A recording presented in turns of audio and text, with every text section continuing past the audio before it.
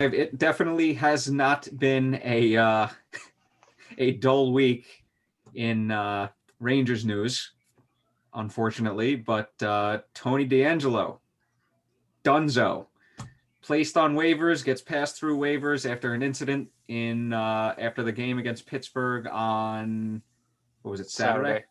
On Saturday, and yeah, he's played his last game with the Rangers. Obviously, there's a lot of crap that leaked out, most of it false.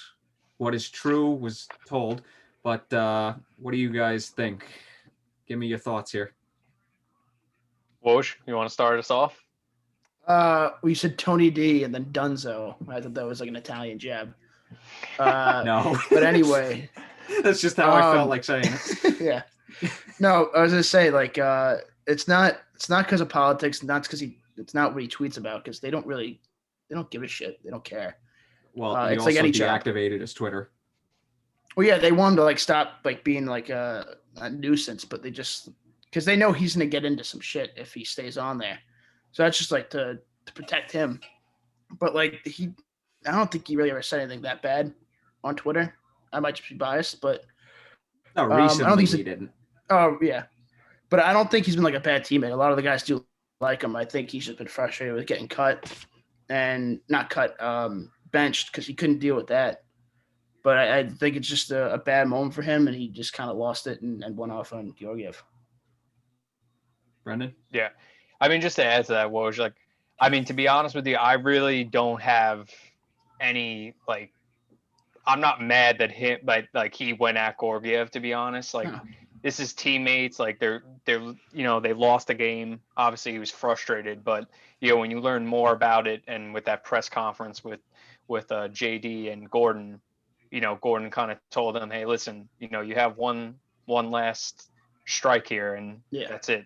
So I think he's kind of just being a man of his word here, and unfortunately, Tony D is not on the Rangers anymore. Sucks. Yes. I wish. Obviously, I liked his game last year, and even though he had a rough start, I thought he was going to rebound if he played more. But you learn more from Gordon too, and he's saying that he could never really get over that he got scratched in the second game.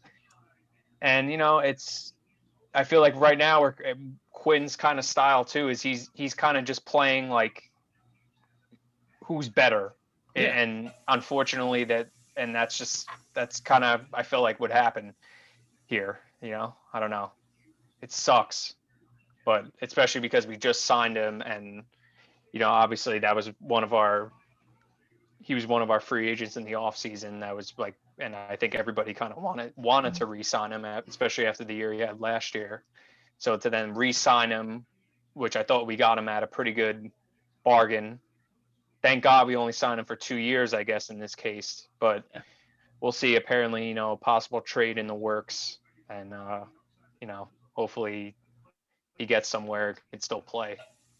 Yeah, just to piggyback off of what you said, JD John Davidson even said it himself. He got in his own way yet again, and this time it cost him dearly. But also JD, he said again about the rumor crap that wasn't true. But I just want to say that this is from reading Rick Carpinello's article, and he said he got confirmed from sources on the team that when the altercation happened after that Pittsburgh game, 1, Georgiev threw the first punch. 2, Georgiev had him in a headlock. To me, I don't know why, but I found that funny. But that's just. But he's Russian, dude. You can't fuck with Russians. Yeah. And 3, Kreider and or Trouba, neither one of them threw a punch. That rumor was false. But Keandre Miller, apparently, this was also confirmed. He had a major role in breaking the altercation apart, which, hey, good for him. Good for a rookie stepping up. And also, I'm pretty sure this is also true as well, that apparently Miller had reached out to DeAngelo text message too, which, to me, that shows early on, this kid's got potential to be a leader in the locker room for sure. And obviously we see how, even though these last 4 games have been kind of rough, but he's been the bright spot, I would say, in at least the last couple games. Yeah, no, even Quinn said like DeAngelo was a liked teammate within the room. It's Well, just that's like where it gets. That's the funny thing too. Is like it's kind of interesting. It's like he's liked by his teammates, but it's almost like I'm not saying that the management didn't like him. I think they're just kind of tired of having to deal with Yeah. the shit, and I think it's mostly just bad negative media press too is not helping the case. It's just starting to get annoying because anytime we play bad now or something before, it's just going to come down to that. Like, oh, even if it has nothing to do with that, it's this, Yeah. oh, the Ranger locker room drama is causing them to lose. And might But not we'll want to necessarily know be the since case. it happened. So, Well, it could be a But, big win for yeah. us. yeah, it definitely helped. I was gonna say also like the last thing. I don't think it's that big of a deal that it was a fight. It happened 2 years Oh, ago in 100%. St. Louis. They fought in practice, Zach Sanford and somebody else. Dude, it just happened in the off season too with the Devils, with Wood and PK Subban yeah. going Look how after they're each other in the camp.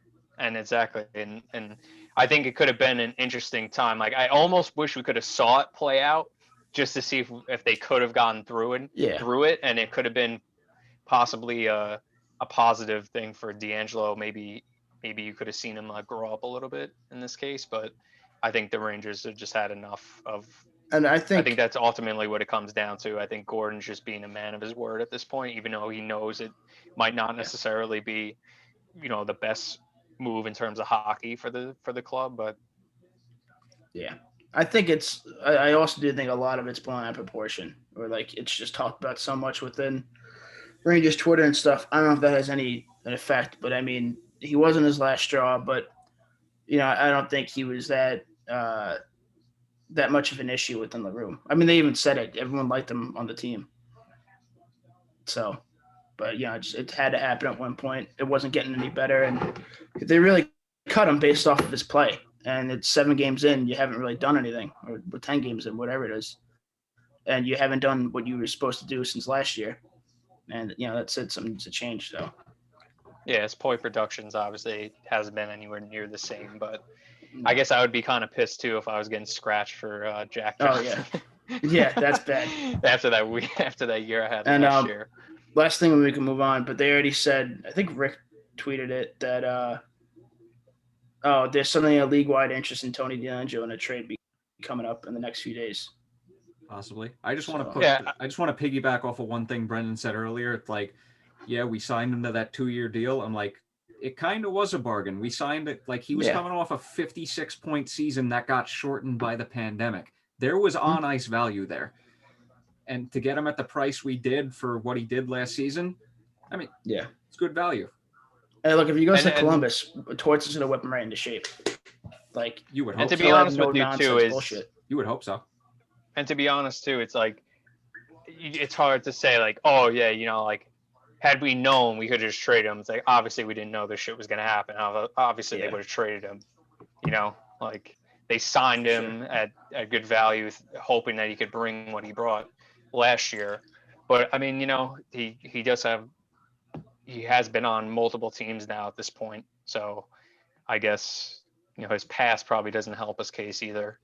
But yeah, Gordon even said like they were like he flat out basically admitted they were shopping him. It's just they didn't get an offer that they thought was good enough. And you like as a general manager, you're not gonna just trade somebody just to trade them. You got to get some type of value back.